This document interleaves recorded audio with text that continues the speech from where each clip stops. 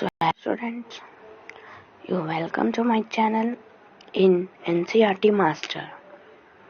Today हम लोग हिंदी के चैप्टर 2 के प्रश्न उत्तरी करेंगे। तो चलिए बिना देर लगाए स्टार्ट करते हैं।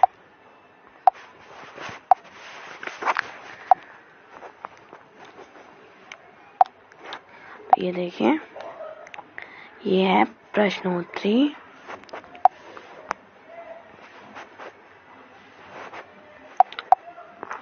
अब चलिए हम लोग इसको पढ़ते हैं। प्रश्न नंबर 1, लेखिका बचपन में इतवार रविवार की सुबह क्या क्या काम करती थी?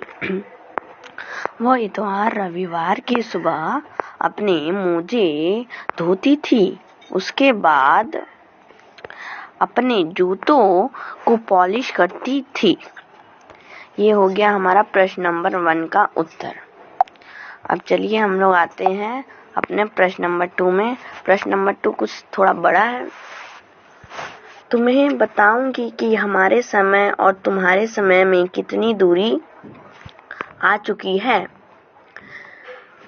इस बात के लिए लेखिका क्या क्या उदाहरण देती है? चलिए अब उत्तर पढ़ते हैं। लेखिका ने बताया कि उसके समय में कुछ ही घरों में ग्रामोफोन होते थे। यही लोगों के मनोरंजन का साधन था। लेकिन आजकल रेडियो, टेलीविजन के साथ उनके मनोरंजन की चीजें आ गई है। उनके समय खाने में कुल्फी होती थी, जो आज आइसक्रीम के नाम से जानी जाती है। पहले कचौड़ी, समोसे होता था। आज पैटीज खाने का जमाना है। पहले शहतूत, खसखस के शरबत होते थे, लेकिन आज कोक आपने तो पिया ही होगा, कोका कोला ने जगह ले ली है। तो ये हो गया हमारा प्रश्न नंबर 2 का उत्तर। अब चलिए हम लोग आते हैं अपने प्रश्न नंबर 3 पे।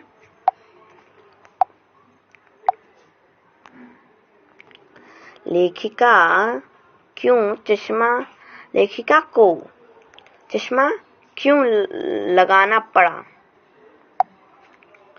चश्मा लगाने पर उनके भाई उन्हें क्या कहकर चिढ़ाते थे? अब आपके भी घर में किसी को चश्मा लगा होगा, तो आपके भी कोई घर वाले उनको चिढ़ाते होंगे। अगर नहीं चिढ़ाते तो अच्छी बात है, अगर चिढ़ाते तो आप उन्हें मना करिए कि चिढ़ाना नहीं चाहिए, उनको ऐसा अच्छा नहीं लगता। तो चलिए हम लोग इसको छोड़ के अब आते हैं प्रश्न नंबर 3 के उत्तर पे। लेखिका की आंखों की रोशनी कम होने के कारण उन्हें चश्मा लगाना पड़ा। चश्मा लगाने पर उनके चचेरे भाई उन्हें लंगूर कहकर चिढ़ाते थे।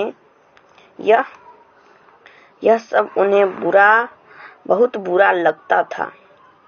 उस समय चश्मा लगाना बुरा माना जाता था। अब ये तो हो गया। हम चलिए अपने प्रश्न नंबर 4 की ओर जाते हैं।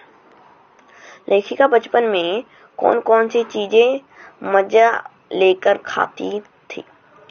उनमें से प्रमुख फलों के नाम बताओ। उत्तर, लेखिका बचपन में चॉकलेट और टॉफी मजे लेकर खाती थी। उसके पास चॉकलेट व टॉफी काफी मात्रा में होते थे। वो खट्टे मीठे फल, रसबरी तथा कशमल बड़े चाव से खाती थी। चेस्टनट को आग पर भून कर छिलका उतारकर खाना उन्हें अच्छा लगता था। तो चलिए अब तो वो हो गया। अब भाषा की बात पे आते हैं। क्रिया से भी भाववाचक संज्ञाएं बनती है। जैसे मारना से मोर, काटना से काट, हारना से हार, सीखना से सीख, पलटना से पलट और पहाड़ना और हपड़ना से हपड़ आदि भाववाचक संज्ञाएं बनी हैं। तुम भी इन सरमन से कुछ क्रियाओं को छांट कर लिखो और उसमें भाववाचक संज्ञा बताओ। उत्तर। क्रिया भाववाचक संज्ञा। चश्मा, चम्मच, भागना भाग, बदलना बदल, खरीदना खरीद, ओढ़ना ओढ़। अब ये हमारा हो गया। अब हम लोग अगले पड़ाव की ओर जाते हैं। संस्मरण में आए अंग्रेजी के शब्दों को छांटकर लिखो और उनके हिंदी अर्थ जानो। अंग्रेजी शब्द हिंदी अर्थ। तो आप इसको नोट कर लीजिए। मेरी वीडियो कुछ लंबी हो रही है ना थोड़ी, तो इसीलिए आप इसको नोट कर लीजिए। मैं टाइम देता हूँ आपको।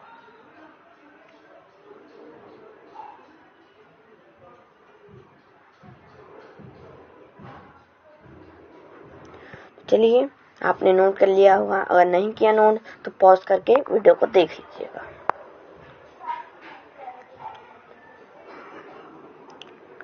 अब ये है हमारा तीसरा। अब तुम नीचे लिखे गए वाक्यों को पढ़ो और उनके सामने विशेषण के भेदों को लिखो।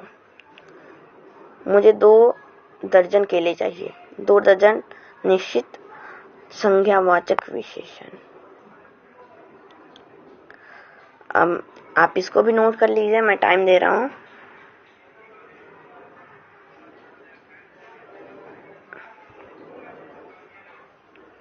चलिए, आपने नोट कर लिया होगा। अगर नोट नहीं किया तो वीडियो को पॉज करके देखिएगा।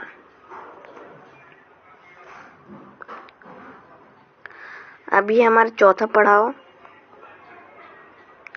कपड़ों में मेरी ये 4th नंबर का जो ये है ना, ये थोड़ा सही से दिख नहीं रहा, तो आप अपने बुक में से इसको देखे प्रश्न उतार लीजिएगा और ये उत्तर आपके सामने है। मैं तुमसे इतनी कुछ बड़ी हूँ कि तुम्हारी दादी भी हो सकती हूँ, नानी भी। बचपन में हमें अपने मोजे खुद धोने पड़ते थे। हम बच्चे इतवार की सुबह इसी में लगाते। कुछ एकदम लाल, कुछ गुलाबी रंग भरी कमले। मैंने अपने छोटे भाई का टोपा उठाकर सिर पर रखा। चलिए, अगर आप इस चैनल पे नए हैं, वैसे मैंने अभी नया चैनल वो खोला है, तो आपने देखा कि मेरे चैनल पे अभी एक भी सब्सक्राइबर्स नहीं है, तो कृपया कर आप लाइक कर दीजिए, सब्सक्राइब कर दीजिए और आपकी बहुत मेहरबानी होगी अगर आप शेयर भी कर दें।